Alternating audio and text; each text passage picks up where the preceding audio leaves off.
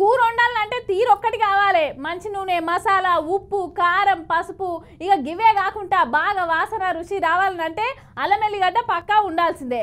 అవు కానీ మీ ఇంట్లో అల్లం ఎల్లిపాయలు కొనుక్కొని దంచి పెట్టుకున్నది ఉన్నదా, లేకపోతే ఇగో గిల్లు తయారు చేస్తున్న పేస్ట్ ఉన్నదా, ఓ పారు చెక్ చేసుకొని కూరలు వేయుండ్రి. ఇప్పుడు గీ ముచ్చట ఎందుకు చెప్తాంది శ్రీవల్లి అని అనుకుంటురా, చూడుర్రి.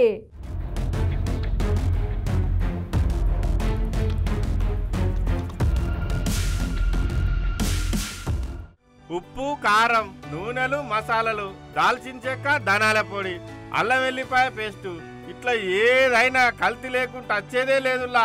ఏదో ఒక చోట ఏదో రకంగా కల్తీ అయితేనే ఉన్నాయి. ఇగో ఇప్పుడు మీరు చూడబోయే వీడియో చూస్తే వాంతి కత్తది కానీ ఖచ్చితంగా చూడాలి.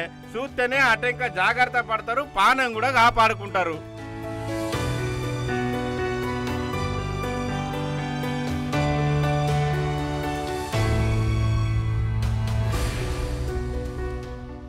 అవు నిజమే, గిల్లు చేస్తున్న కల్తీ పానాలకే ప్రమాదమట. ఇంతకు వీళ్ళు ఏడ కల్తీ చేసిండ్రు, ఎండ్ల కల్తీ చేసిండ్రు అని అంటే ఇగో చూసిండ్లా బకెట్లల్లా, టబ్బులల్లా, జాలట్ల పోయే నీళ్ళల్లా రాసి పోసిన అల్లం వెల్లిపాయలు కానొస్తానే కదా. చూస్తుంటేనే పానం జడితిస్తాంది కదా.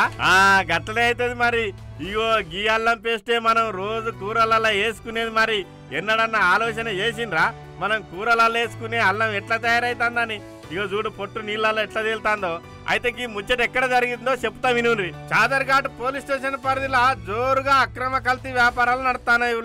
ఇక జనాలు ఇవ్వలు పట్టించుకోపోయే వరకల్లా 3 పువ్వులు 6 కాయలు లెక్క కల్తీ వ్యాపారుల బిజినెస్ నడుస్తుంది అన్నట్టు. ఇక చుట్టుపక్కల ఉన్న జనాలకు అనుమానం వచ్చి పోలీసు వాళ్లకు కంప్లైంట్ ఇచ్చే వరకల్లా టాస్క్ ఫోర్స్ పోలీసు వాళ్ళు, ఫుడ్ సేఫ్టీ అధికారులు వచ్చి చెకింగ్ చేస్తే అల్లం వెల్లిపాయల బత్తాలు కుప్పలు కుప్పలు ఉన్నాయట.